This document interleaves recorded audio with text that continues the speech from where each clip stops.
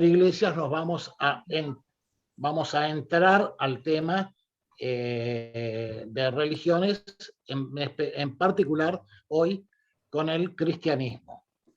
No vamos a dar ninguna referencia de iglesia porque ya la tenemos en nuestro grupo, así lo tenemos más tiempo a él. Nicolás, adelante. Buenas tardes, ¿cómo andan?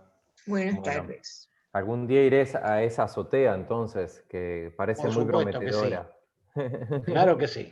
Parece ser un lugar muy lindo de encuentros. Bueno, muchísimas gracias por la invitación. Una alegría poder compartir con ustedes este Zoom esta tarde. Y bueno, como planteaba Jorge, entendí ahí que con Miguel Pastorino estuvieron trabajando el abordaje ahí desde la filosofía. Estuve escuchándolo al profesor Miguel, con el que compartimos varios espacios docentes y varias discusiones sobre estos temas, porque siempre es un tema que nos apasiona mucho y bueno, nos enriquecemos en el intercambio. Yo preparé una presentación, Jorge, no sé si estoy habilitado a compartir, para compartir pantalla. Preciso que me habilites, creo, el anfitrión. Ahí va. Sí, ya está. Buenísimo. Bien, voy a compartir de vuelta porque voy a poner con sonido porque en un momento va a tener un video. Ahí va. Bueno, la presentación después yo se las puedo pasar si les interesa. Un poco pensando en hablar sobre el vínculo del cristianismo en la historia, o va a haber un poco de historia del cristianismo y en este diálogo con la política, y me parecía un poco, viendo varios de los temas que quizás como grupo que analiza geopolítica les podía interesar, pensaba en este vínculo de la religión con la democracia, y también vinculado al fenómeno que podría ser de alguna forma el antagonista de la democracia en vínculo con la religión, son las posturas teocráticas. Y cuando uno piensa en el vínculo de religión y política, obviamente que este tema está muy presente y en una tensión continua. La religión y la política son dos fenómenos que se cruzan, que se entrelazan en toda la historia del cristianismo, y vamos a ver distintos momentos y distintas caras de un cristianismo que es muy diverso, es muy cambiante. No existe ni la iglesia ni el cristianismo como algo estático, porque de acuerdo a distintos momentos políticos, culturales, de acuerdo a distintos contextos históricos, el vínculo entre religión y política en el contexto del cristianismo va variando. Entonces este cruce, que hoy quizás en el siglo XXI, incluso en Uruguay, como país laico, con más de 100 años de separación entre la Iglesia Católica Romana y el Estado, igualmente es un fenómeno que tiene sus distintas expresiones y que es interesante analizarlo, comprenderlo, para después, bueno, tener conclusiones que cada una a nivel individual podrá ir teniendo. Este vínculo, ahí Jorge me decía, bueno, hablar un poco del origen del cristianismo. En realidad, yo voy a tratar de no hacer una clase aburrida de historia del cristianismo, pero sí es importante saber algunos hechos importantes para comprender este vínculo entre religión y política en el contexto del cristianismo. Y uno de los primeros hitos para comprender este vínculo, obviamente, es el papel que tuvo Constantino en la convocatoria del Concilio de Nicea, que podría ser uno de esos hitos, es uno de los hitos que de alguna manera marca el comienzo de la Iglesia cristiana como religión vinculada a un imperio, como una religión de tipo oficial. El cristianismo en los primeros siglos, de su conformación como movimiento, vamos a decir, como movimiento que se exinde del judaísmo, pasa de ser de una religión minoritaria, periférica, a ser una religión vinculada al poder político. Y en ese concilio también, y durante el siglo IV especialmente, se hacen varios se toman varias decisiones en esa reunión de obispos. Un concilio es una reunión de obispos, donde también se definen temas vinculados al canon, por ejemplo, a la Biblia, digamos, cuáles son los textos que entran o no entran adentro del canon que hoy conocemos como Biblia. Pero cuando uno ve la historia del cristianismo en sus 20 siglos de existencia, esta tensión entre una iglesia vinculada a un imperio o a una monarquía, o una iglesia en la periferia, o sea, al borde del poder, o una iglesia como movimiento, y una iglesia como una realidad espiritual, como la unidad de los creyentes, más allá del vínculo con la institución, es una realidad que está durante toda la historia del cristianismo. Siempre hay expresiones de la iglesia que son institucionales, vinculadas al poder, expresiones del ser iglesia que son vinculadas a movimientos, y dimensiones de ser iglesia que son vinculadas a la creencia de las personas más allá de la institución. O sea, la palabra iglesia tiene todas estas características, o sea, y de acuerdo al uso que le estemos dando, nos podemos estar refiriendo a la iglesia institución, a la iglesia movimiento, a la iglesia al vínculo de entre los creyentes. Como vamos a hablar de iglesia en el contexto del vínculo con lo político, muchas veces nos vamos a estar refiriendo más bien a la iglesia como institución. Pero no hay que perder de vista que todas estas otras acepciones del concepto de iglesia también están. Otra cosa que me parecía interesante para ver la complejidad que tiene el fenómeno y la palabra iglesia, es ver todas las divisiones que han habido dentro de las iglesias. Generalmente uno utiliza la metáfora del árbol para referirse a las distintas ramas del cristianismo. Estas son solo las ramas dentro del cristianismo ortodoxo. O sea, el cristianismo uno puede definir que el cristianismo tiene 3 grandes ramas: el católico romano, el ortodoxo y el protestante evangélico. Dentro del católico romano también hay mucha diversidad. Ahora vamos a ver otro arbolito que nos puede ayudar a entender la enredadera que es el cristianismo. Pero me pareció interesante ver este del ortodoxo porque generalmente es el que menos conocemos en Uruguay, probablemente. Y también para comprender la geopolítica actual. Y por ejemplo, yo siempre digo que en Uruguay le damos poca atención a Rusia, por ejemplo. Y Rusia, que la iglesia ortodoxa rusa es la segunda iglesia más grande del mundo, después de la iglesia católica romana. La perdemos un poco de vista en la geopolítica y es obviamente una iglesia importante. Y bueno, las iglesias que se denominan en general se llaman en general derivadas del Cisma de Oriente.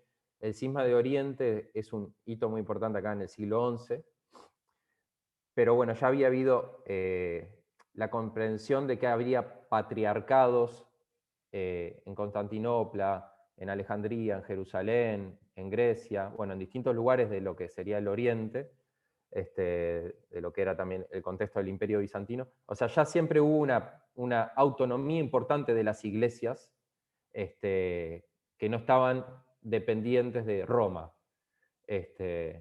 Y bueno, la realidad de las iglesias orientales es muy variada, es muy rica. También hay iglesias que son de la parte de África, que menos conocemos posiblemente, incluso porque hay comunidad ortodoxa armenia, griega y rusa en Uruguay, que aunque no son muy grandes, son importantes y tienen trayectoria, pero posiblemente hemos escuchado un poquito menos de la iglesia vinculada a Etiopía, por ejemplo, que es una iglesia ortodoxa muy, muy, muy grande también, o la copta en Egipto, o las sirias, en fin. Esto es un poquito para ubicar la rama solo del mundo ortodoxo. Porque después, otra cosa que sí posiblemente nos es más familiar, yo siempre digo cuando muestro esta diapositiva, lamentablemente en nuestro libro de historia de segundo de liceo, cuando yo estudié historia en el liceo, esto solo tenía 2 páginas, 2 carillas. Y era muy sucinto, y decía por ahí en el libro de texto que yo estudié en el liceo, que está en portugués ahí porque esta placa no la conseguí en español, pero bueno, que hubo la reforma luterana con Lutero, con las 95 tesis, la de Calvino en Suiza, la de Zwinglio, menos conocida, la de Menon, que posiblemente para gente que haya ido a Colonia le suena un poquito algunas colonias menonitas, también en Jun, en la zona de Río Negro, por lo menos habrán comido algún producto Claldi algún día, que son todos productores menonitas. Pero bueno, es la reforma anabautista o la reforma radical también del siglo XVI de Alemania. Y Enrique VIII, que yo siempre me acuerdo que en el libro de historia decía algo tan caricaturesco como que más o menos la iglesia de Inglaterra existía porque Enrique VIII se había querido divorciar y por ende había formado su propia iglesia. Simplismo que es muy, muy burdo, pero bueno, por lo menos estaba mencionado que había una iglesia de Inglaterra, Enrique VIII. La reforma protestante es importantísima para entender también la democracia, ¿no? Y la modernidad y los cambios que se gestaron en Europa en el siglo XVI y que generaron un mapa europeo religioso muy distinto al que existía antes de, se rompe la hegemonía de la Iglesia Católica en la zona de la Europa central. Los hechos más notorios como la reforma de Lutero que comienza en la ciudad de Wittenberg,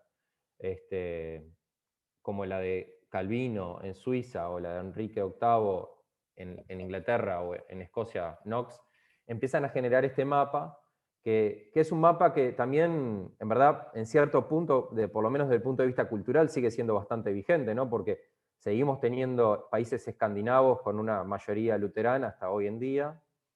Seguimos teniendo una Alemania hoy en día con regiones principalmente católicas y con regiones principalmente protestantes.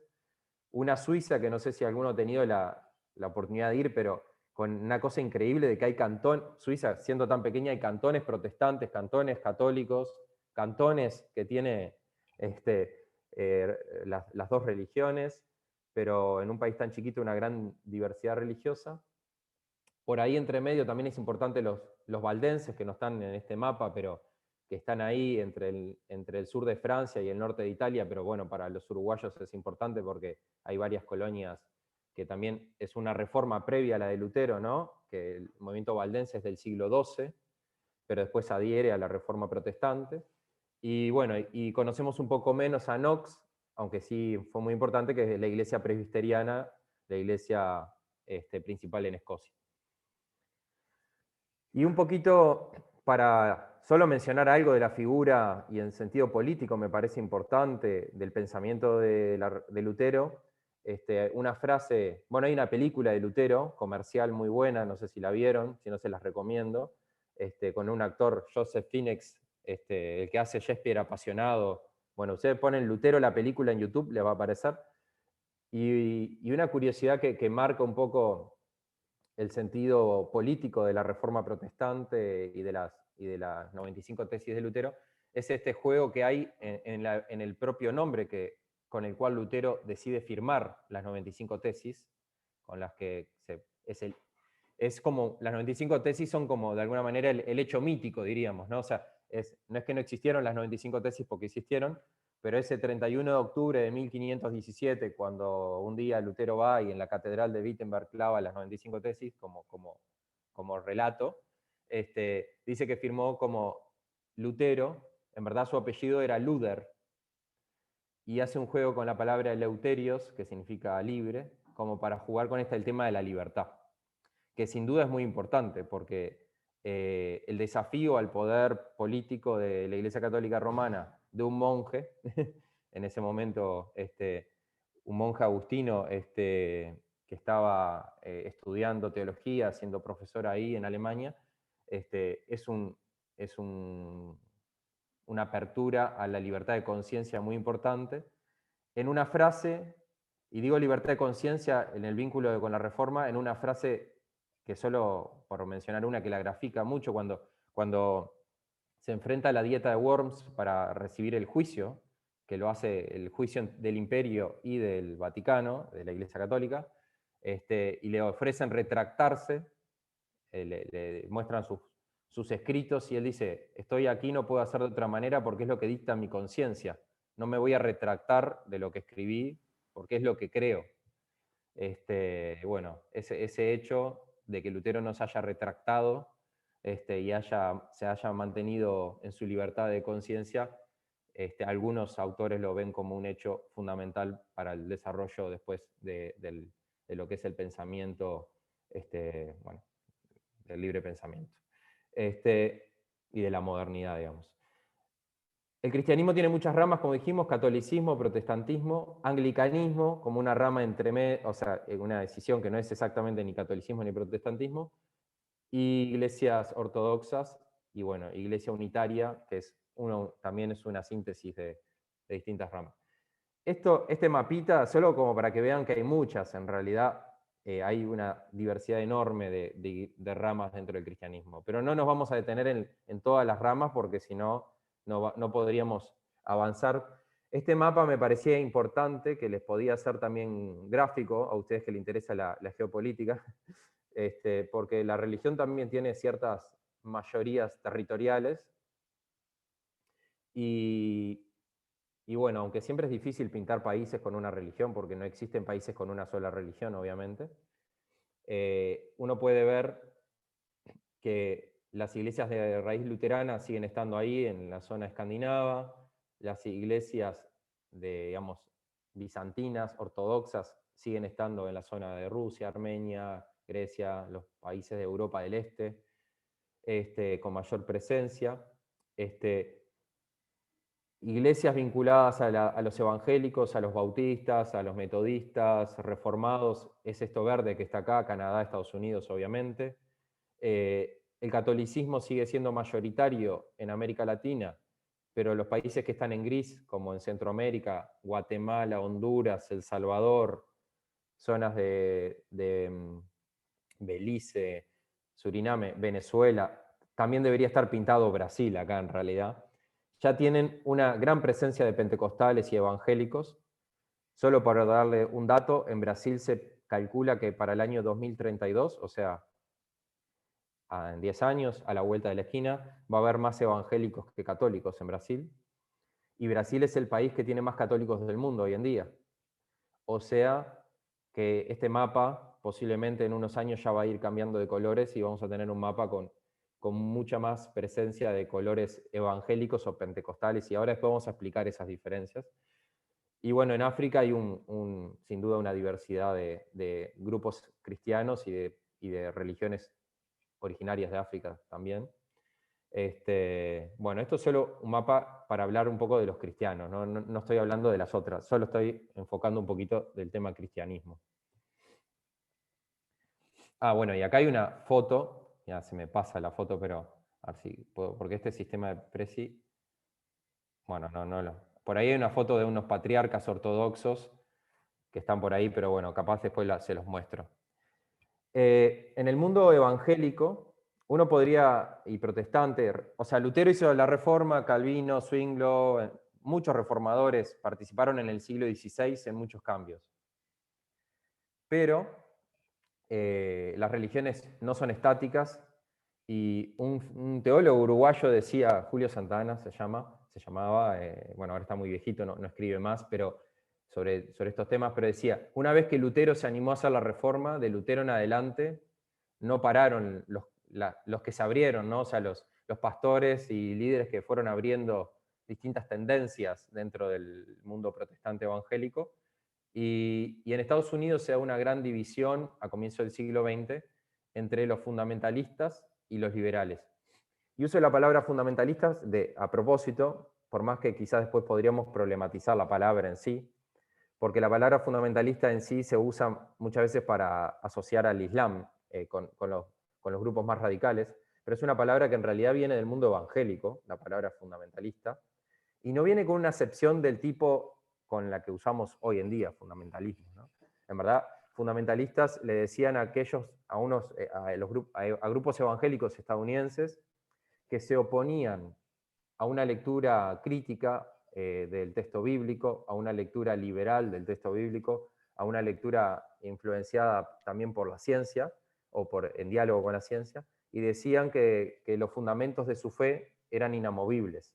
Y escribieron unos libros que se llamaban de los fundamentos, o The Fundamentals, y se llamaban así como fundamentalistas, como una forma positiva para ellos, ¿no? O sea, no era un uso despectivo, ¿no?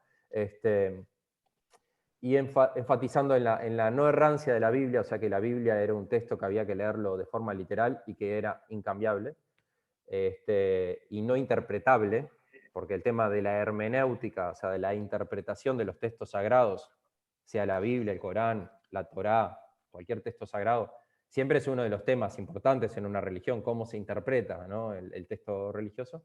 Pero bueno, en Estados Unidos se empieza a generar una división entre los sectores fundamentalistas y liberales, que es una división que sigue hasta hoy.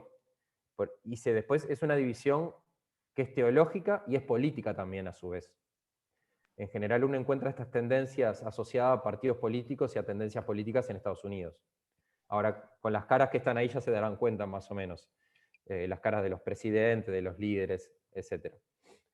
En Estados Unidos una de las figuras que era de la línea de la teología liberal protestante era Martin Luther King, que tuvo, obviamente, conocido por todos y todas, un compromiso con el tema de los derechos civiles, la lucha contra el racismo, y que tenía una influencia de lo que en Estados Unidos llamaba el evangelio social, que era una influencia de preocuparse que lo religioso tenía que trascender lo espiritual e involucrarse en lo social, y que había que tomar una acción proactiva. En el caso de Luther King era una concepción de la no violencia, ¿no?, de la no violencia activa para la transformación social, y que bueno, no había que ser apático frente a lo que era considerado el mal, el pecado, etc.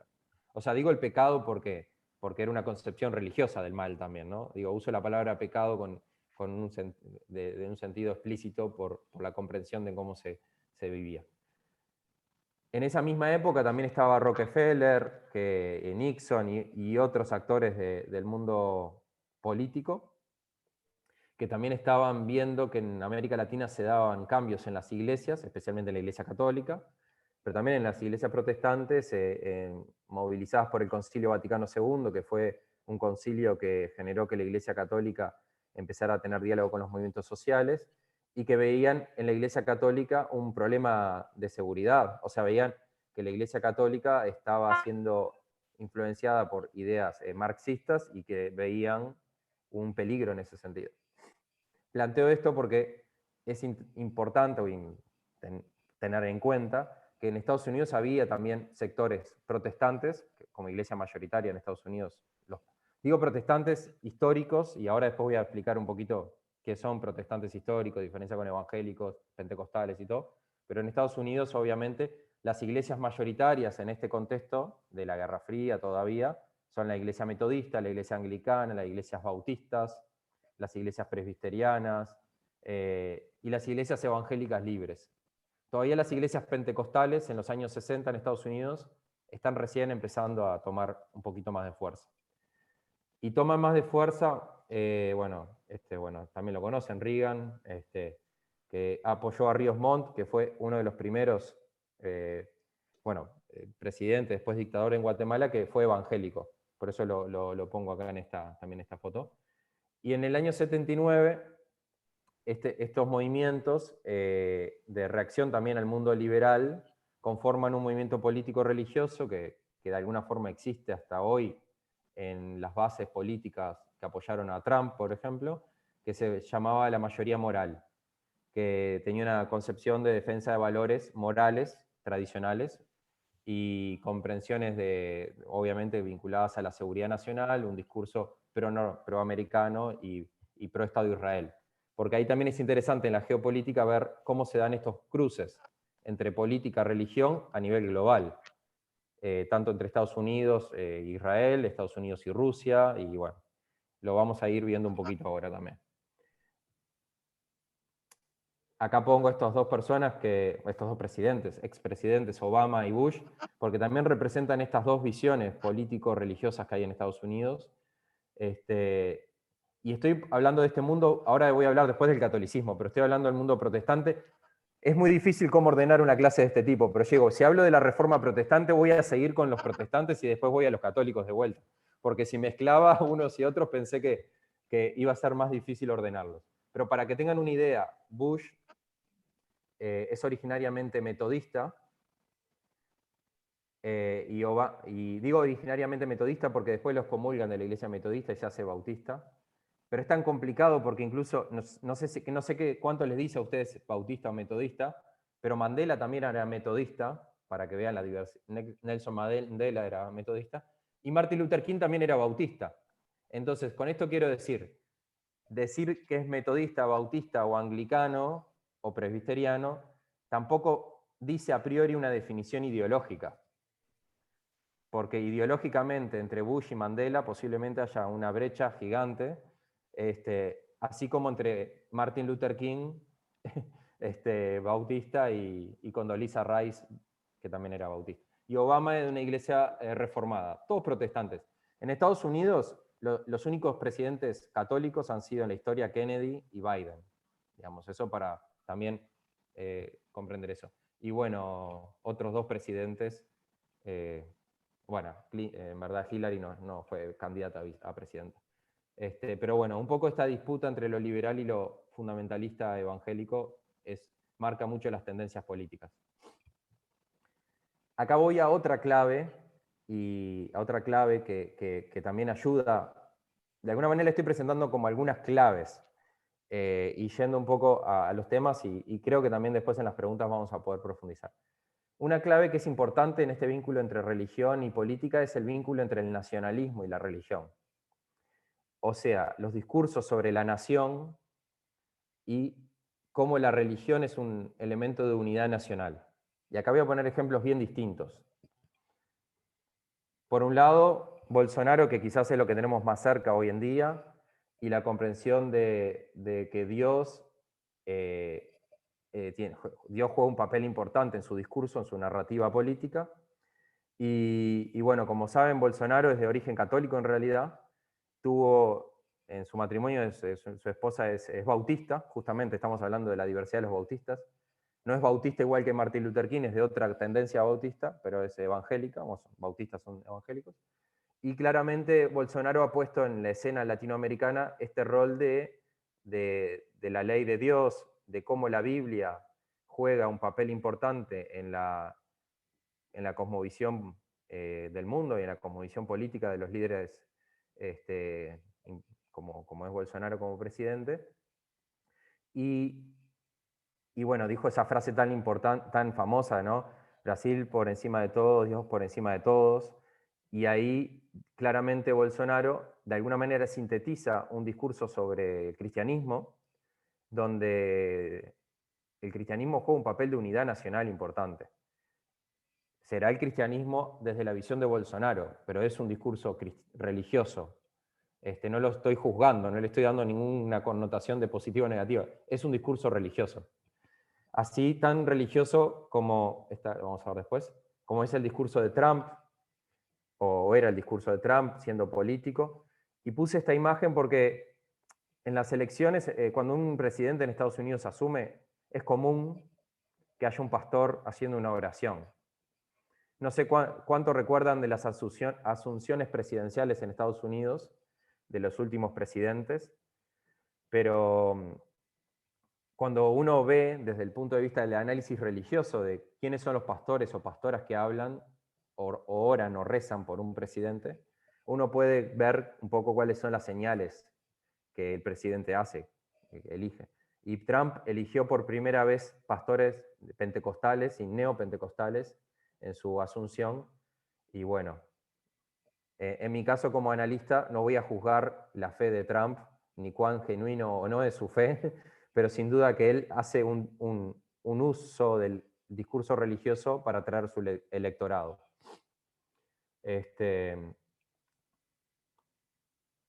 Y después otro personaje geopolítico importante, que quizás no lo tenemos tan visible con el vínculo con la religión en Uruguay, pero sin duda, después de bueno, el tema de la Iglesia Ortodoxa rusa es toda una clase aparte.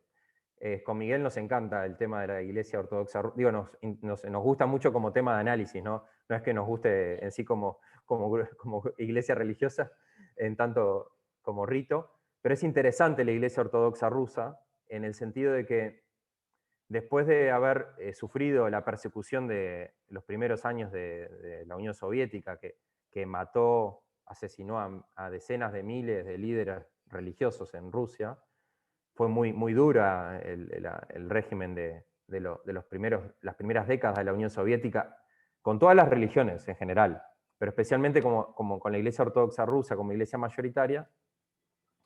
Pero en el contexto de la Segunda Guerra Mundial y de ahí en más, eso fue creciendo, para volver a levantar el ánimo del pueblo, vamos a decir, para volver a levantar el sentimiento de unidad nacional de los rusos, el gobierno, en tiempos todavía de la Unión Soviética, vuelve a buscar a la Iglesia Ortodoxa como ese elemento de unidad y de identidad, de vínculo entre lo ruso y lo ortodoxo. Cuando decimos que la Iglesia Ortodoxa rusa es mayoritaria hegemónica realmente, ¿no? O sea, las otras iglesias, la católica o las iglesias evangélicas, tienen presencia muy pequeña realmente en Rusia. Eso también está explicado por el hermetismo que generó la Unión Soviética con las religiones en sí. Pero claramente Putin, después de la caída de la Unión Soviética, y especialmente en el periodo de Putin, ha fortalecido a la Iglesia Ortodoxa rusa, ha vuelto a financiar fuertemente el Estado ruso, la Iglesia Ortodoxa rusa, como forma de ganar legitimidad. Y el patriarca Kirill, que es este señor que está acá, es el patriarca Kirill, es el líder de la Iglesia Ortodoxa rusa, ha jugado un rol interesante de tomar nota. Por ejemplo, es el primer patriarca que se vuelve a reunir con un papa católico romano, después de casi 1000 años, mil años, o sea, del siglo XI al siglo XXI, ningún patriarca se había reunido con un papa católico romano.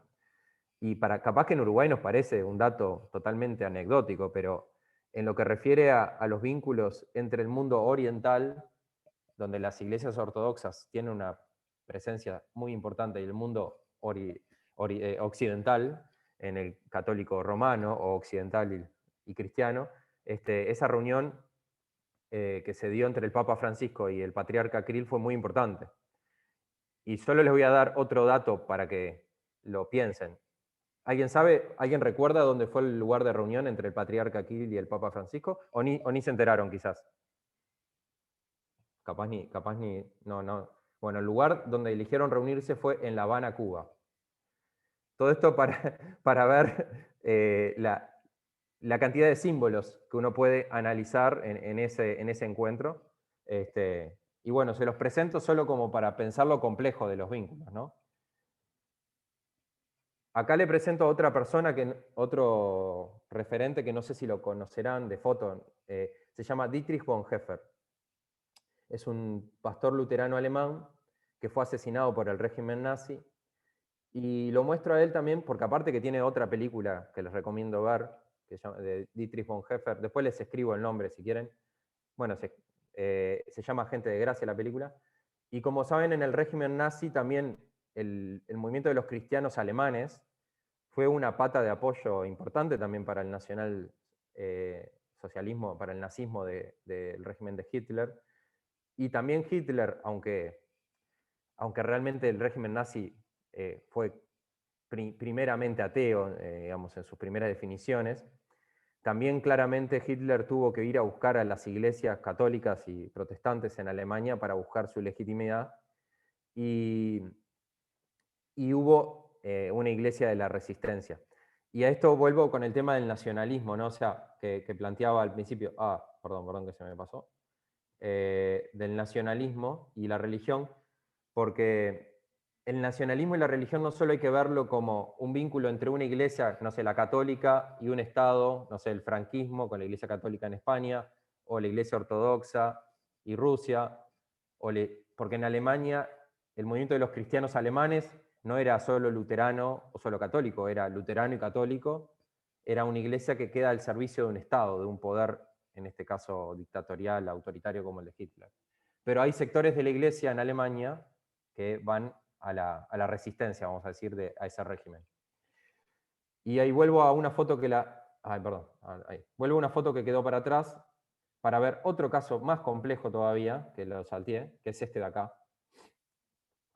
Porque esta foto, que está en español, ahí dice Iglesia Bautista, Jesucristo es el Señor, y hay una bandera de Estados Unidos, pero el texto está en español, porque son pastores centroamericanos que viven en Estados Unidos. Acá tienen las banderitas de todos los países. Son pastores evangélicos centroamericanos con una bandera de Estados Unidos y una estrella de David atrás, para ver la complejidad de los símbolos, ¿no? O sea, y en Uruguay, si uno fuera a una iglesia pentecostal de este estilo, posiblemente encontrara la bandera uruguaya con quizás la bandera de Israel en el mismo púlpito.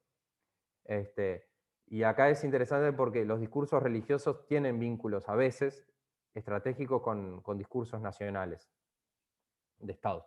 La mostré después porque en realidad esto es mucho más reciente. Esta foto es de hace 2 años, 1 año. Y es un fenómeno bastante importante en Centroamérica, y de los migrantes que van a Estados Unidos. Ahora sí, seguimos a otra de las imágenes que quería compartirle, que es esta, que quizás se recuerden, que se vincula con la de Bolsonaro, pero es previa, que es el fenómeno de las bancadas evangélicas. Esta es la bancada evangélica en Brasil. No sé si se acuerdan, este es Eduardo Cunha, que fue uno de los líderes de la bancada evangélica en Brasil. En Brasil hay 513 diputados y la bancada evangélica más o menos está entre 80 y 110 diputados, o sea, más o menos un quinto de los diputados del Parlamento. Y en sistemas, y ahí lo vinculo con el tema de la democracia, en países donde hay una gran división de los partidos políticos, o sea, Brasil tiene un sistema de partidos muy fragmentado, por más que hay una gran polarización de a favor y en contra de Bolsonaro, en realidad hay una gran diversidad de partidos en su interior, tanto de los partidos que apoyan a un lado como al otro. Y las bancadas religiosas, en este caso la bancada evangélica en Brasil, tiene una característica que desafía nuestra concepción clásica de la democracia en Uruguay, organizada en sistema de partidos, donde las bancadas religiosas son transversales a todos los partidos políticos. O sea, hay bancada evangélica que tiene miembros de todos los partidos políticos de Brasil. Son grupos de interés transversales a los partidos políticos. Otra cosa importante a tener en cuenta en esto que le estoy planteando, en los cambios más geopolíticos vinculados con la religión, es, este es un mapa sacado del Pew Research, que es una fuente bastante seria para ver datos de religión. Y bueno, este porcentaje que está marcado acá es el porcentaje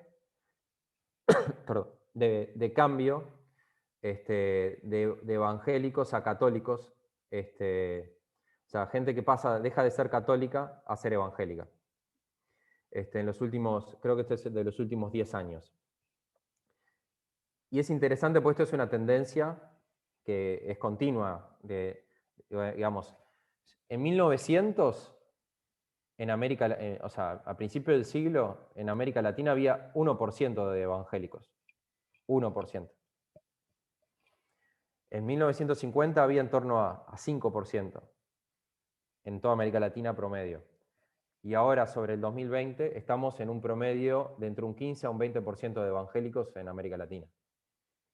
Con países centroamericanos que están en torno al 40%, y países como Uruguay, que es uno de los que tiene porcentaje más bajo, que está en torno al 9-10%.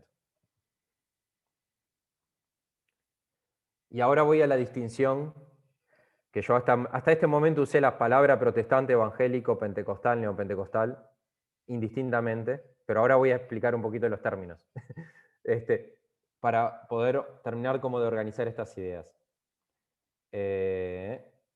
En Uruguay, lo más fácil quizás de explicar es el protestantismo histórico, el de migración, el que uno puede ubicar más fácil en las colonias valdenses, que vinieron a comienzos del siglo XIX, mediados del siglo XIX, perdón, 1857, colonia suiza, con la migración de Suiza, colonias alemanas, la propia llegada de los ingleses como primer culto no católico en el Uruguay, ya desde 1807 está la comunidad inglesa, el primer templo protestante es el templo inglés. Esto se llama generalmente protestantismo histórico o protestantismo de migración. Las iglesias que vienen con una comunidad étnica. O sea, son iglesias que en principio le hablan en el idioma a sus feligreses, en su idioma de origen. a los luteranos en alemán, a los valdenses primero eran patuá en francés, bueno, después en español, etcétera, cada uno en su idioma. Comunidades que no buscaban la evangelización de los uruguayos, de los criollos o de los locales. La primera iglesia que está dentro de este protestantismo de migración, pero que va a la evangelización, es la iglesia metodista, que es la primera iglesia que viene de Estados Unidos principalmente y viene a evangelizar, vamos a decir, a uruguayos. No viene para los migrantes, vamos a decir. Entonces, después de los protestantes llegan los evangélicos de misión, como los metodistas, los bautistas, los hermanos libres, los nazarenos, los bautistas, que generalmente vienen de Estados Unidos en su mayoría. Después vienen los pentecostales. Y del pentecostalismo es interesante, iba a pasar este video, pero solo comento y después ustedes lo pueden ver para no aburrir ver un video ahora. Los pentecostales comienzan a existir a comienzo del siglo XX, surgen de Estados Unidos, en los sectores populares, y en América Latina sus primeras expresiones son en Brasil y en Chile. Y bueno, a Uruguay también llegan en las primeras décadas del siglo XX, también en los sectores más carenciados, sectores más populares, es donde empiezan a llegar los pentecostales, y es donde se desarrollan hasta el día de hoy principalmente. Después llega, en los años 70 se da otro movimiento, que es el neopentecostalismo, que surge del pentecostalismo, pero el pentecostalismo todavía tenía una postura frente a lo político y frente a lo social, de decir, el mundo es algo pecaminoso, es algo en lo que no hay que involucrarse, la iglesia es el espacio de actuación.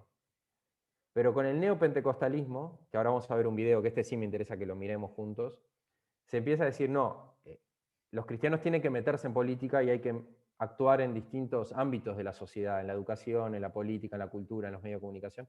Y los neopentecostales posiblemente los ubiquen más fácil, porque bueno, hay iglesias más mediáticas, como es Pare de Sufrir, la Iglesia Universal del Reino de Dios, la brasileña de la televisión, para decirlo en eso.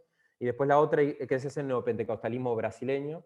Y después hay un neopentecostalismo más argentino, se le dice así, que viene de Argentina, que la iglesia más grande en Uruguay es la Iglesia Misión Vida, del pastor Jorge Márquez, conocida por los hogares Veraca principalmente.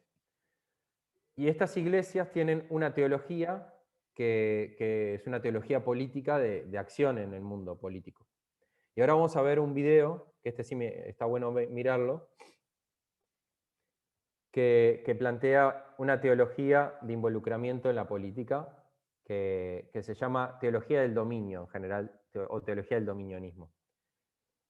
Se los muestro y dura 4 minutos y podemos comentar después también, que ya vamos a llegando. En cada nación hay una batalla invisible por el dominio de la creación de... ¿Se escucha? ¿Sí? Sí, se oye. Dios y de las almas de las personas. Esta batalla se libra en todos los ámbitos de la vida humana. Podemos separarlos en 7 esferas de influencia, en cada una de las cuales, con una estrategia particular, se levanta la mentira contra la verdad de Dios. La tierra es del Señor, y Él se la entregó a sus hijos para que la administren en toda su extensión y en cada esfera. Tristemente, con el pasar del tiempo, la Iglesia se ha retirado cada vez más de este lugar de influencia, recluyéndose entre las 4 paredes de sus templos y reduciendo el Evangelio del Reino de Dios a poco más que un mensaje de salvación. Las consecuencias están a la vista. La oscuridad ha tomado el espacio que la Iglesia debería ocupar. Es tiempo de que como hijos de Dios volvamos a comprender la magnitud de nuestra misión y reconquistemos con sabiduría y estrategia divina el espacio que Dios nos encomendó en cada una de las 7 esferas. La esfera de la familia, la base de la sociedad en la cual la bendición o la maldición es traspasada a las siguientes generaciones. La esfera de la educación, donde se enseña la verdad o la mentira acerca de Dios y su creación, la esfera de la cultura, el arte y el entretenimiento, donde los valores y las virtudes son celebradas o distorsionadas, la esfera de los medios de comunicación, donde la información es interpretada a través del lente del bien o del mal, la esfera de la economía, donde los recursos son consagrados para el reino de Dios o capturados para el poder de las tinieblas, la esfera del gobierno, donde la maldad o el bien son restringidos o respaldados, la esfera de la iglesia, donde las personas adoran a Dios en espíritu y en verdad o deciden rechazarlo y servir a otros dioses. En los últimos 50 años hemos visto la decadencia moral generalizada más rápida en la historia de la humanidad. La cultura que hemos heredado de nuestros antepasados se está desintegrando delante de nuestros ojos. ¿Qué clase de mundo estamos dejando a nuestros hijos y nietos? Bueno, se cortó, pero igual está... No sé por qué se cortó. Espero que no me hayan censurado Dios o alguien. Pero bueno, hasta ahí más o menos igual ya seguramente tomaron idea de por dónde venía el concepto. Y ese video se pasó en este encuentro. ¿Están viendo la pantalla? Sí. Que fue un video, yo fui como periodista a cubrir este evento y fue un evento de lanzamiento de lo que fue un intento, después no prosperó, de bancada evangélica en Uruguay. Y bueno, parte del campo de disputa de este discurso es la familia, la educación, la salud y distintos ámbitos. Voy un poco a otro. Yo sé que este video posiblemente haya generado muchas preguntas. Guárdense las preguntas que ahora después ya estamos terminando. A ver si puedo presentar desde acá, porque a ver si quiero.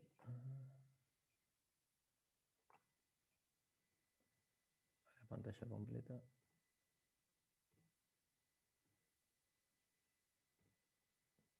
Ahí va. Ahora vamos a hablar un poquito de los católicos también.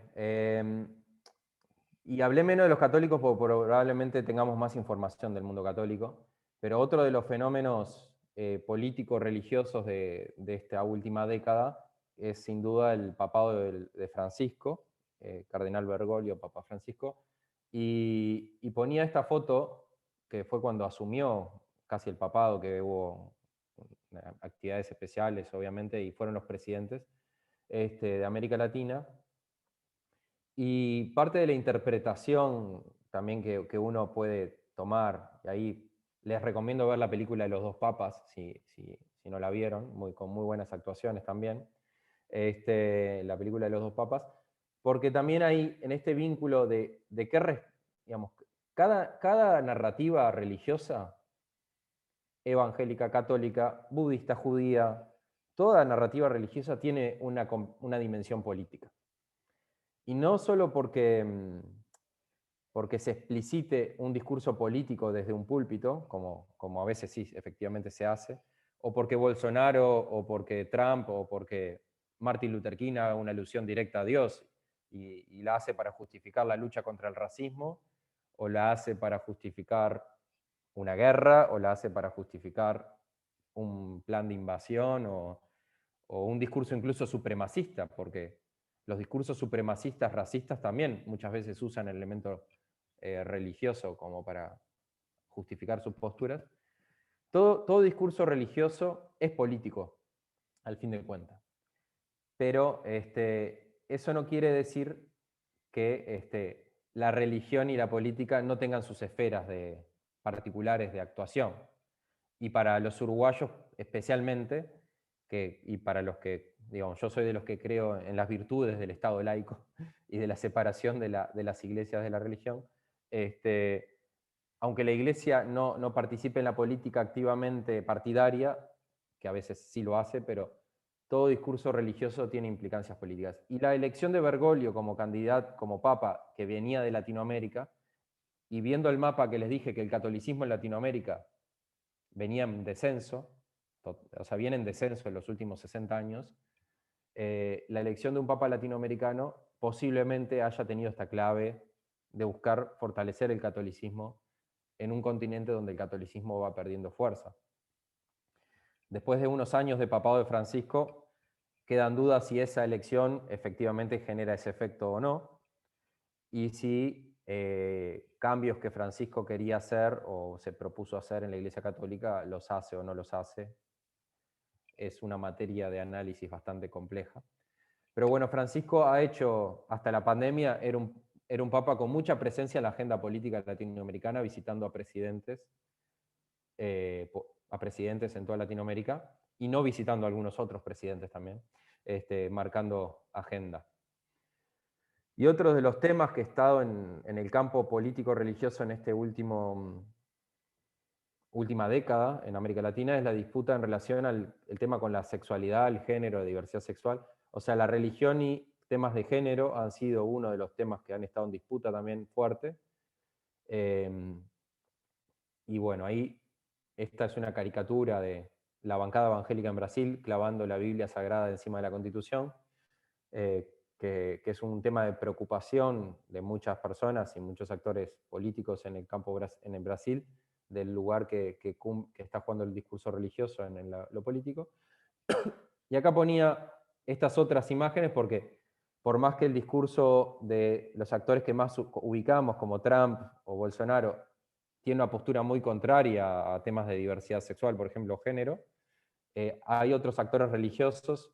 Esta es la arzobispa de Suecia y la obispa de Estocolmo, que son dos mujeres, y me pareció interesante mostrarle esta imagen, porque probablemente no conozcamos tantas obispas o arzobispas de iglesias nacionales, de iglesias con muchos millones de miembros, que sean mujeres. Y también hay iglesias inclusivas. Bueno, hay una disputa en el campo religioso con el tema de la diversidad sexual muy importante. Y dentro de la Iglesia Católica también. Hace poquitos días tuve una charla con profesores de colegios católicos que estaban trabajando este tema de la diversidad sexual y decían, bueno, la Iglesia Católica está generando, es un momento de gran discusión de este tema en el interior de la Iglesia Católica. Este video no se lo voy a pasar ahora, pero se los dejo para que lo miren después. Es sobre religión en Uruguay. Y un poco con esta presentación, sé que es como una lluvia de imágenes y de ideas, pero me parecía que de alguna manera era mostrar la gran diversidad que tiene el vínculo entre religión y política, un vínculo que no es unívoco, vínculo que tiene distintas caras, distintas expresiones en distintos momentos históricos, y bueno, hay expresiones religiosas que cada vez se involucran más en lo político y desafían los sistemas democráticos, y también hay expresiones religiosas que valoran el sistema democrático y el Estado laico, inclusive como elemento central, incluso para el funcionamiento de las religiones. Y bueno, el cristianismo es un árbol bien diverso, y espero que por lo menos esa imagen también de la diversidad del cristianismo les haya generado curiosidad para investigar un poquito más de las distintas caras del cristianismo. Y me parece que también el conocer, que ustedes estén dando este espacio para conocer la diversidad de las religiones, es algo que enriquece mucho, porque lo que a veces nos imposibilita comprender a las personas o comprender los cambios que se están dando en la cultura o en la política, es no conocer la diversidad del mundo, que también incluye la religión como parte de la diversidad cultural, ¿no? Y la diversidad de las personas, la diversidad humana, digamos. Así que bueno, espero que esta presentación inicial les haya generado curiosidad para seguir conversando, o para empezar a conversar, porque todavía no los escuché. Sí, por supuesto, realmente, Nicolás, no fue una lluvia, fue una tormenta, realmente. Pero a mí todavía me queda una duda para aclarar, con respecto a los orígenes del cristianismo, ¿en qué se basa el cristianismo? ¿En la palabra de Cristo? La palabra de Cristo, en los 4 evangelios, ¿por qué se eligieron esos 4 evangelios y no otros? ¿Por qué surgió el cristianismo a través de la tendencia o de la rama que fue a Roma, que justamente fue donde estaba el poder, la rama de Pedro, que fue, o sea, me gustaría enfocar un poquitito más de la historia del cristianismo, estos temas más que nada sobre filosofía de la religión cristiana. ¿Podría ser? ¿Algún pantallazo? Bien. A ver, sobre los 4, fueron muchas preguntas. A ver, sobre los 4 evangelios y por qué no otros, bueno, cuando en el concilio de Nicea y en los concilios que se dan en el siglo IV principalmente, se ponen de acuerdo los obispos y digamos, los expertos de la época, cristianos, de cuáles eran los textos que tenían mayores fuentes originales de papiros y textos antiguos que coincidían en historias y en datos y en relatos. Y aquellos que no tenían suficientes fuentes y copias que garantizaran la cierta vericidad del texto, del Evangelio, fueron dejados de lado. Podríamos decir, desde el punto de vista cristiano, se dice que aparte de ser un proceso que fue de alguna manera científico, o sea, hubo especialistas que miraron los textos y no sé qué, también se le da una dimensión espiritual, por lo menos desde el punto de vista cristiano, se dice que ese proceso fue guiado por el Espíritu Santo. Si uno lo mira desde un punto de vista estrictamente histórico, puede decir que al fin de cuentas es una cierta decisión un poco que tiene cierta discrecionalidad, digamos, de por qué unos y por qué no otros. Y también, si uno mira con un ojo un poquito más suspicaz, dice, bueno, posiblemente habría textos que fuesen más funcionales y más adecuados a los intereses del que financia el concilio, que es el imperio, Claro. y otros que no eran afines a los intereses posiblemente no haya entrado ningún evangelio que fuese contrario a los intereses del imperio romano y de Constantino. Digamos, hay como muchos niveles en esta decisión, ¿no? Uno podría hacer una lectura espiritual, una lectura literaria, una lectura política, y posiblemente haya de las 3 cosas, digamos. Uno no puede no puede hacer una lectura de una sola dimensión de ese hecho de la elección del canon bíblico, ¿no? De los evangelios y de los otros 62 libros. O sea, no solo del evangelio, porque también la Torá, el Antiguo Testamento tiene su canon, y hay otras cartas que también, o sea, no solo los evangelios, ¿no? Sobre el origen del cristianismo y por qué Roma, y bueno, o sea, yo por eso decía iglesia del imperio, iglesia como movimiento. Si uno piensa la iglesia como enclave institucional, tiene que pensar la iglesia también en vínculo con los imperios, o con los diversos imperios, con el poder político. Porque la iglesia y el cristianismo lo que le permitió mantener la unidad imperial a Roma, digamos, durante muchas décadas. Pero también está la iglesia como movimiento y como seguidores de Jesús, y una iglesia, en toda la historia del cristianismo hubo una parte de la iglesia que estuvo fuera del centro del poder. O sea, y esa tensión entre iglesia imperio e iglesia borde existe hasta hoy. Hay cristianos que están dentro de la estructura de la institución y otra gente que se considera cristiana, aunque no le importe mucho lo que diga el Papa o lo que diga el pastor o lo que diga el líder. Esa tensión entre iglesia institución y iglesia movimiento está en toda la historia del cristianismo.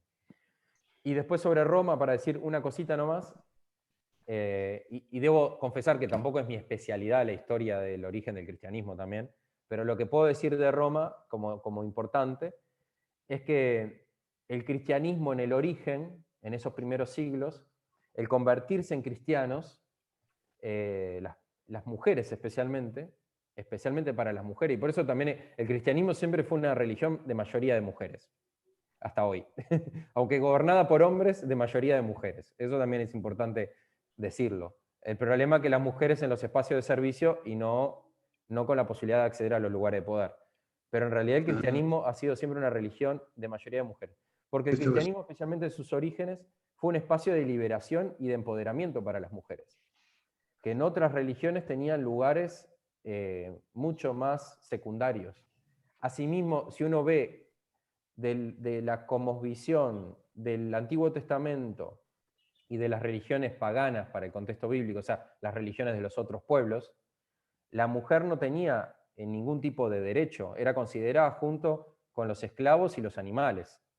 Y en el cristianismo hay digamos, de una lectura del cristianismo en clave de mensaje, no de institución, porque ahí se complica un poco más la cosa, pero en clave de mensaje original de ese Jesús histórico, hay una reivindicación de la mujer en igualdad, y hay muchos textos, incluso paulinos, aunque Pablo, después hay lecturas que uno puede decir que Pablo era un poco machista. Yo digo, Pablo en verdad, Pablo el apóstol era una persona del siglo, de su época. No es que era machista, era una persona de su tiempo. Pero bueno, se habla del mensaje universal de Pablo, y eso es lo atractivo del cristianismo, y por eso también se dispersa por el mundo. Dice, no hay judío, ni griego, ni hombre, ni mujer, ni esclavo, ni libre, son todos uno en Cristo. O sea, hay una dimensión universal del mensaje cristiano que bueno, es clave para por qué el cristianismo se hace religión global, globalizada, aparte de la dimensión misionera del cristianismo, ¿no? O sea, de la dimensión de la evangelización. Bueno, por ahí, con esta primera pregunta múltiple, Jorge. Quería, Sin embargo, Nicolás, antes de cambiar de tema, Jorge, parece que habías terminado. No, sin embargo, el evangelio de María Magdalena nunca tuvo trascendencia en la religión católica. Y las que más se mataron, y en este momento las mujeres como monjas tampoco tienen influencia en las decisiones de la Iglesia Católica. O sea que creo que eso es medio relativo, la importancia de la figura femenina dentro de la Iglesia. No, Jorge, pero para aclarar lo que quise decir, la Iglesia institución católica romana, sí, obviamente hasta el día de hoy no le da lugar a las mujeres de poder y de decisión. Bueno, está aclarado. Eso, pero de eso no hay duda, porque es solo cuestión de ver una foto de reunión de obispos. No hay ninguna mujer. Yo lo que quise decir es que en las bases del cristianismo, desde su origen, y hoy uno va a cualquier parroquia y sigue siendo así, católica o evangélica, y la mayor parte de la participación es de mujeres. La participación. La participación. Sí. Digamos que en el culto, no en la teoría. En el servicio y en el trabajo, claro, en la base. Sí. Perdón, Graciela. No, antes de cambiar de tema, quería preguntarte si habías tenido oportunidad de leer un libro de Fernando Conte que se llama Año 303, Inventan el Cristianismo. ¿Tuviste oportunidad de leerlo? No, bueno, no importa entonces seguir, simplemente allí en ese libro, este ingeniero español lo que hace es un análisis donde llega a la conclusión de que durante el imperio de Constantino, Lactancio y Eusebio tienen como misión escribir el Nuevo Testamento y otros textos bíblicos, dando nacimiento al cristianismo. Él lo analiza desde un punto de vista científico, puesto que considera que Eusebio dejó una serie de pistas, sobre todo en lo que tiene que ver usando la palabra Simón, para que aquellos que quisieran pudieran entender que esto había sido así, o sea, que había sido una creación, un encargo de Constantino a dos personas, a Lactancio y Eusebio, que fueron los que escribieron los 4 evangelios y otros textos. Pero si no lo leíste, no podemos avanzar. Te lo recomiendo. Claro. Incluso la semejanza increíble, incluso en la dicción o en la forma de las oraciones que tienen los 4 evangelios elegidos. Claro, porque cuando muere Lactancio, Eusebio toma lo que había escrito Lactancio y también le va poniendo esas claves, ¿verdad? Es muy interesante, el libro lo recomiendo, lo tengo, lo presto si alguien lo quiere leer. Sí, muchas gracias, Graciela. Es que justamente, por eso yo hablaba del fundamentalismo y el liberalismo, porque algo que no reconocen los sectores fundamentalistas del cristianismo, evangélico o católico, es que el texto bíblico tiene una dimensión de construcción literaria, narrativa, y que tiene que hacerle un análisis como texto literario, que hay una edición. A ver, si uno le dice a un fundamentalista que el texto que está leyendo no es la palabra revelada de Dios escrita, el fundamentalista cree que Dios escribió el texto con la mano y la pluma y bajó y escribió sí, sí. El que está así. Y a veces hasta uno cuando problematiza, mirá que hay distintas ediciones y traducciones. Y hasta la edición... Bueno, ahí está. Este autor dice que la Iglesia Católica, eliminando esos datos que Eusebio había ido dejando, fue haciendo traducciones, ¿verdad?, del arameo al griego, del griego al latín, y bueno, y después a distintos idiomas, y de esa forma se perdió esa métrica y se perdió ese hilo conductor que había dejado su creador. De ahí también las diferencias entre la Biblia y el Corán y la Torá. Es evidente. O sea, cómo Dios Todopoderoso puede haber influido de tres maneras distintas en la religión humana. Porque eso en definitiva son tres versiones distintas de supuestamente un mismo Dios todopoderoso. Eso Graciela Garibaldi levanta la mano lo cuestionable, lo cuestionable. A ver, bien, Graciela. Graciela Garibaldi.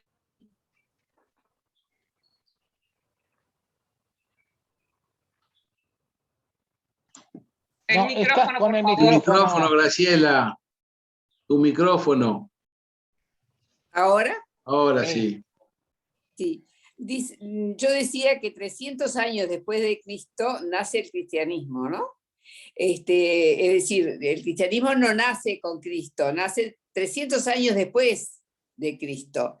Y los evangelios, los sinópticos, es decir, los tres, Marcos primero, que fue en el año 65, después Mateo, en fin, y distintas fuentes, no tenemos ninguna fuente escrita, digamos, que sepamos que fue escrito por Marcos o por alguno de ellos.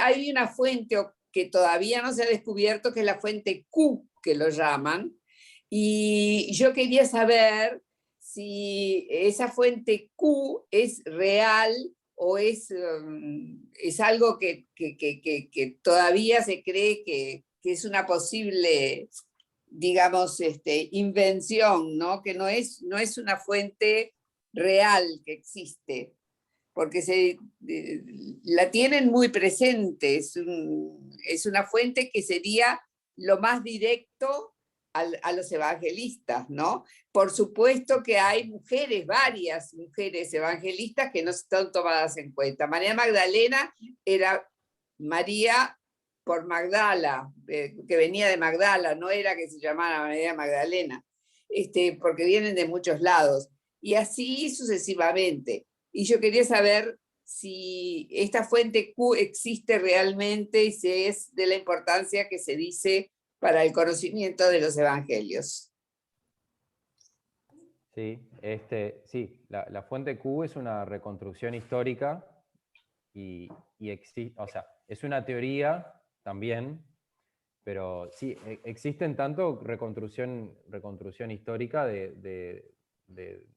digamos, de las fuentes más originarias que daban sustento al Evangelio de Marcos, digamos. Digamos, no sé si tu pregunta, Graciela, si existe si hay un lugar donde se pueda leer la fuente Q directamente, o sí, pero bueno, o en qué sentido existe, digamos. No, yo pregunto si la fuente Q tiene alguna base, digamos, para pensar en que sí existe, porque creo que no se ha encontrado esa fuente. Lo que quiero saber es si realmente, en qué se basan para pensar que sí existe esa fuente Q. Bueno, es una teoría, digamos, yo no soy teólogo en ese sentido tan específico, digamos. Digamos, no te puedo decir, no existe en un lugar físico, es una construcción teórica, digamos, si a eso me preguntás. Pero sí es fundamental digamos, para esa teoría, digamos, de que existe una fuente Q, que es una fuente original sobre la cual se escribieron los evangelios. No sé si... No te podría decir, no existe como en un lugar concreto, digamos, la fuente Q. Existen los rollos, los papiros, y es una construcción teórica la fuente Q, Graciela. Pero es que justamente lo que yo tengo entendido es que no se han encontrado esos papiros. Que esos papiros, no sé, se han encontrado otros papiros más antiguos que referencias. Los el rollos del Qumran. Evangelio.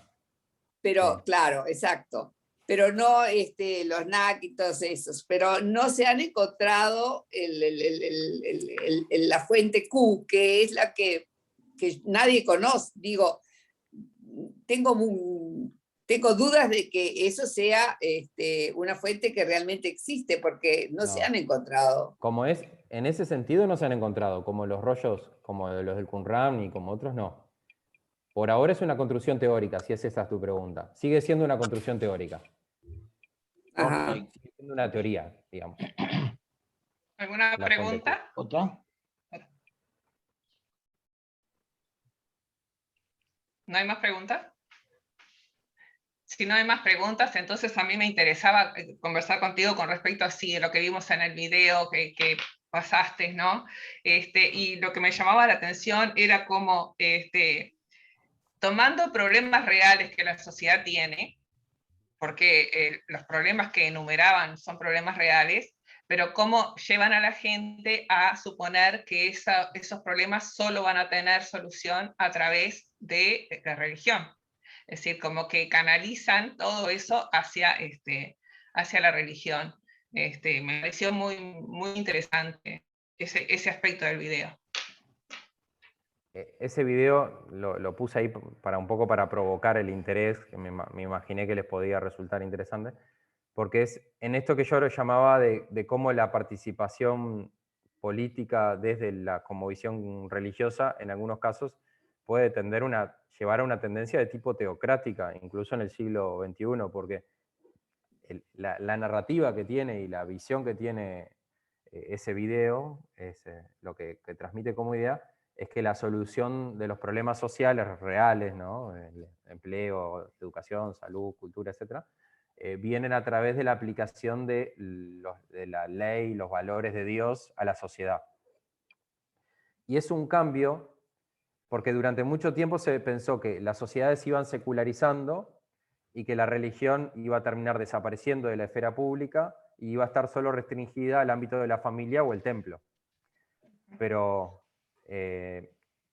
no pasó eso, y por el contrario, en estas últimas décadas hay como un resurgir de la presencia de lo religioso en lo público, y empiezan a aparecer actores políticos que usan discursos religiosos o actores religiosos que empiezan a actuar en el ámbito político. Que era un poco lo que yo les quería mostrar con estas distintas formas. Y actuar en distintos signos, no solo desde el punto de vista como este discurso, que es muy parecido al discurso más de Bolsonaro o Trump, pero también puede haber otros actores como fue Luther King o Desmond Tutu, Premio Nobel de la Paz, o otros, que actúen en otro sentido. Vamos a decir más progresistas. Menos o más fundamentalistas, digamos, más fundamentalistas o menos fundamentalistas. O con posturas liberales o con posturas conservadoras, o sea, las etiquetas son complejas, pero con distintas posturas, o sea, hay tantas posturas religiosas y políticas en todas las ideologías, vamos a decir, ¿no? Y eso es lo interesante, que en el siglo XXI, lejos de desaparecer el discurso religioso, toma presencia, y en realidad es muy variada, y aparece en todo el mundo occidental, no solo en el mundo del Islam, por ejemplo, Si no, en el mundo, el otro día, en el Ok. viernes anterior, hablábamos un poco de la evolución y decíamos que cómo quizás el hecho de que los seres humanos no hayan encontrado todas las respuestas en la ciencia o todas las respuestas en el ser humano, quizás ello lo ha llevado a decir, bueno, todavía tengo tantas dudas y tantas respuestas por encontrar que vuelvo hacia la religión a ver si allí están. Hay distintas teorías, digamos, de por qué el hombre o la mujer, el ser humano, vuelve a la religión, ¿no? Sin duda que digamos, un mundo cada vez más globalizado y más cambiante, en general, ha tendido a generar más incertidumbres. Y dentro del campo de las incertidumbres, a veces en realidad, en vez de la mucha información, generarnos lo que quizás uno desearía, que las personas estemos más informadas, más fundamentadas en nuestras posiciones, más tolerantes a la diversidad y a la pluralidad. En general, las reacciones de los humanos, del ser humano, es más bien aferrarse a ideas simples, con explicaciones simples para problemas complejos. Entonces, muchas personas, frente a grandes problemas complejos que vive de cambio climático o de hambruna o de guerra, las respuestas del fundamentalismo religioso, sea cristiano, musulmano o cual fuera, o de otros fundamentalismos, no religiosos también, generan las seguridades que las personas buscan frente a un mundo que cambia. Entonces, el mundo, a veces lejos de desencantarse, como decía, lejos del desencantamiento de la magia religiosa, en realidad los dioses, vamos a decirlo en esos términos amplios, y lo religioso aparece como una explicación para las grandes incertidumbres del ser humano. Coincido, Norma. coincido con lo que dices. Sí, quería hacer un comentario respecto a lo que dijo Graciela recién. Me venía a la mente algo como un comentario que me pasó cuando tendría 15 años. Si hará años y todavía no me olvido. La influencia que puede tener un docente cuando uno tiene alguna duda de ese tipo. Yo venía de una formación religiosa católica, digo, y estaba en la lucha en esa época entre distintas creencias, el materialismo que imperaba, muchas lecturas que había hecho de distinto tipo. Y me quedaba como un hilo pendiente, como para afianzar el catolicismo en mi mente de adolescente. Entonces, me acuerdo que le pregunté a ese docente de filosofía, que era marxista para más datos, ¿y cómo explica usted los milagros? Y él me dijo una frase que hasta el día de hoy la recuerdo: los milagros existen siempre que tú creas que son milagros. Para mí eso fue determinante. Evidentemente, el milagro existe en distintas épocas hasta que un conocimiento científico puede explicarlo. Bueno, me interesó mucho lo que explicó hasta ahora, lo que habló.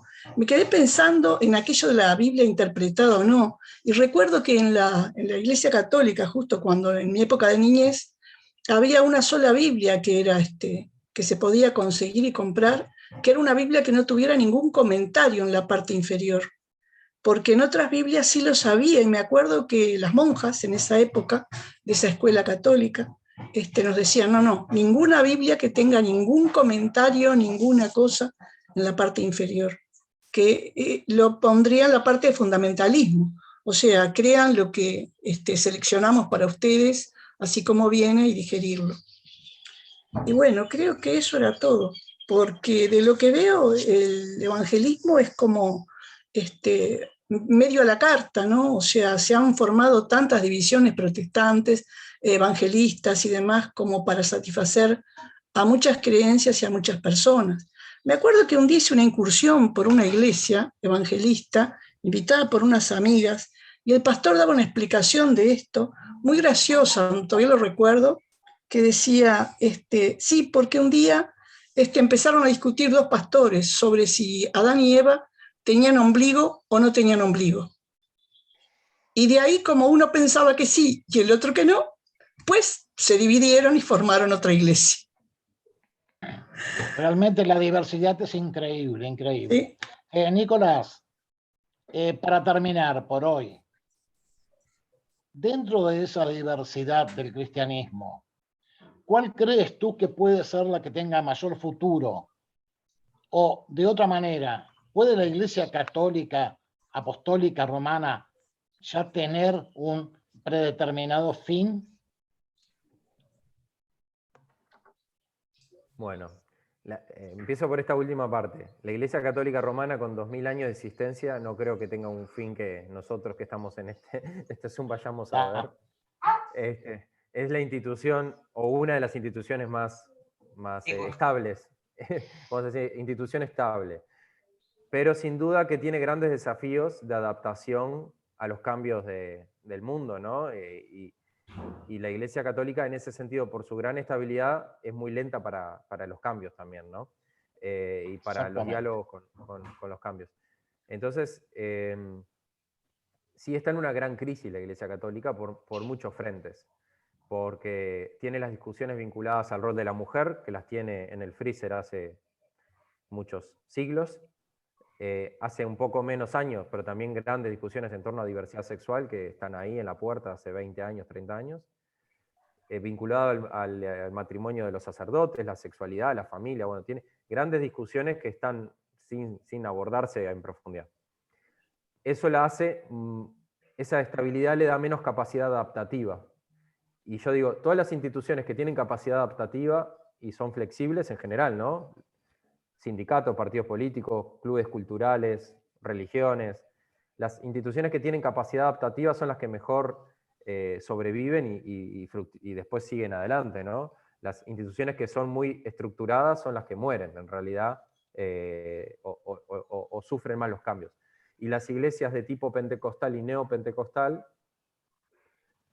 nos gusta o no su contenido, ahí cada uno sabrá si le gusta o no lo que predican, en realidad lo que han mostrado como virtud es tener una capacidad adaptativa mayor que las iglesias protestantes históricas y la Iglesia Católica Romana. Entonces, lo que es probable que pase también es que exista cada vez más diversidad de iglesias pentecostales y evangélicas de distinto tipo, y que tengan distintos signos y distintas características, porque como decía Norma, es un poco a la carta en el sentido de que en realidad la descentralización le genera mayor capacidad de adaptación y mayor contextualización también. Entonces no es lo mismo una iglesia en África que en Asia, que en Australia, que en el Chaco, y uno encuentra un pastor pentecostal en el medio del Chaco paraguayo que nunca fue a Asunción y habla en su dialecto anaité, como yo conocí varios caciques, donde nunca ningún cura católico romano llegó. Entonces, esa es la gran capacidad adaptativa que tienen estas iglesias evangélicas libres, que no dependen de estructuras centralizadas. Pero estamos hablando de esa capacidad adaptativa que más que nada es una capacidad política de adaptarse. No es una capacidad, digamos, religiosa en el sentido místico, divino de la propia religión. Sí, o cultural y política, diría yo. Bueno, perfecto. Cultural y política, sí. Cultural y política. Sí. Héctor. Nicolás, dos conclusiones después de haberte escuchado explicar la mutua relación que hay entre la política y la religión y cómo los políticos tratan de apalancarse en el Dios que más le conviene para poder llegar al poder. La primera reflexión es qué suerte que vivimos en un país donde el Estado no adopta ninguna religión. Gracias a Dios. Esa sería la primera reflexión. Y la segunda reflexión es cuando tú bien explicaste la centralidad europea y sobre todo la Iglesia Católica, que además de ser católica es apostólica y romana y tiene todos los vicios del imperio. Entonces, yo lo que quería es hacer la reflexión de que en el siglo XII nace San Francisco de Asís y funda una iglesia para la periferia, que no tiene nada que ver con la centralidad de Roma. Y al poco tiempo de fundar el movimiento franciscano, lo siguen unos 6.000 hombres que además provienen de clases acomodadas. Evidentemente, en ese momento, el movimiento franciscano se convierte en una piedra en el zapato para Roma, porque Roma no le gusta para nada que alguien le dispute ese poderío imperialista. Y además los fundamentos del movimiento franciscano no son políticos, son fundar una iglesia de los pobres y para los pobres. Y de esta manera lo fustiga y Roma lo castiga bastante, pero él se mantiene fiel y no trata de fundar otra iglesia, no trata de generar un cisma, ¿no?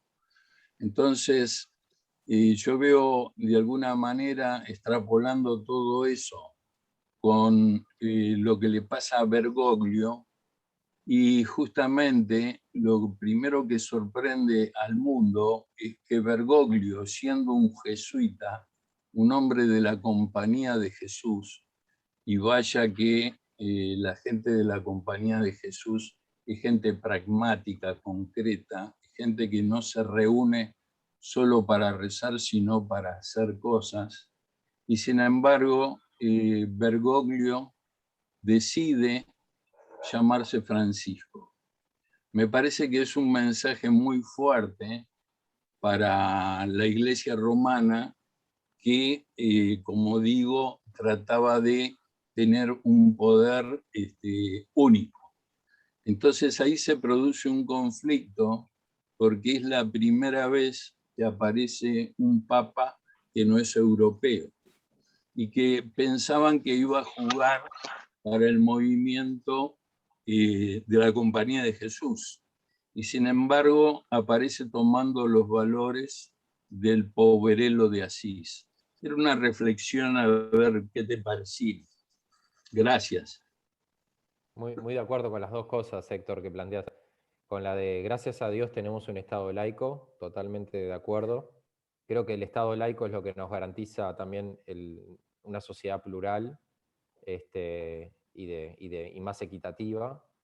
Y sobre el rol que juega la elección del nombre de Bergoglio, eligiendo Francisco, sin duda es toda una señal, todo un signo político religioso importantísimo. Así que muchas gracias, Héctor, por las reflexiones. No, te agradezco porque aprendí muchísimo y no me acordaba de esa importantísima reunión que se realizó justamente en Cuba. Y te agradezco por haberlo recordado. Creo que hubo una reunión interreligiosa allá en Chicago para el siglo pasado, en la que fue propiciada justamente por Vivekananda, o sea, un hinduista que fue el primero que quiso globalizar el sistema religioso.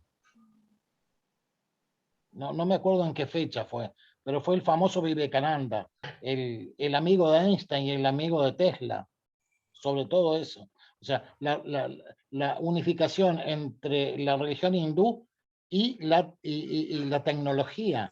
O sea, eso fue realmente muy importante.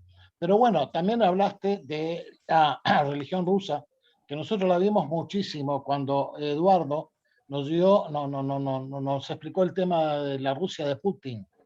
Cuando hablamos del famoso Dasein, que era esa vuelta filosófica hacia el origen, en la cual Putin se escudaba en una parte muy importante en la iglesia, y tomaba a la iglesia como parte de ese nacionalismo contrario a la globalización. Por ahí también encaja un poco lo que es la teoría de religión y política, ¿no? Eso fue muy importante, muy importante. Muy bueno, interesante. creo que si no hay más preguntas, lo vamos a despedir. A Nicolás, excelente tu propuesta de hoy. Tal vez lo tengamos en alguna otra instancia cuando saquemos las conclusiones entre lo que sean todas las religiones que vamos a ver. ¿Ok? No hay otra pregunta. Muchas gracias a Nicolás. excelente tu exposición. También pedirte para ponerla en YouTube, porque nosotros grabamos todas nuestras charlas. Perfecto. No hay ningún problema y les voy a pasar la presentación con el link para que ustedes puedan ver algunos videos que yo salteé por tema de tiempo para aprovechar la charla. Así Perfecto, que pueden mirarlo. perfecto.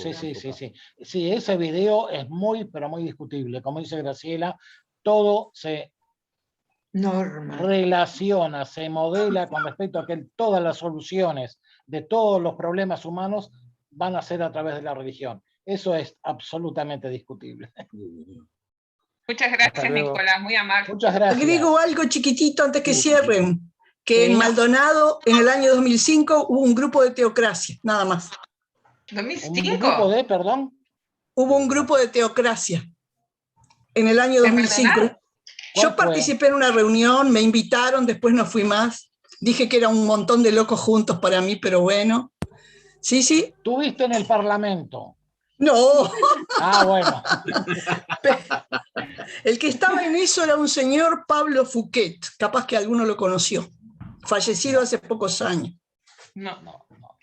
No, Muchas gracias, Norma. Muchas gracias de nuevo, Que Nicolás. pasen Muchas muy bien. gracias, Nicolás. a todos. Muy Chao, chao. interesante. El viernes que viene en la azotea de Aedo a la hora 15. En la lluvia. Después ponemos en WhatsApp los detalles. Pasamos los detalles por WhatsApp, exactamente. Eugenio, perdón.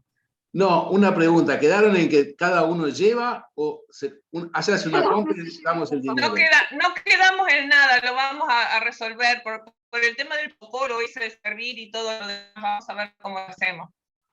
Ok, Ok. hasta el viernes. Bueno, que pasen linda Que semana. pasen bien.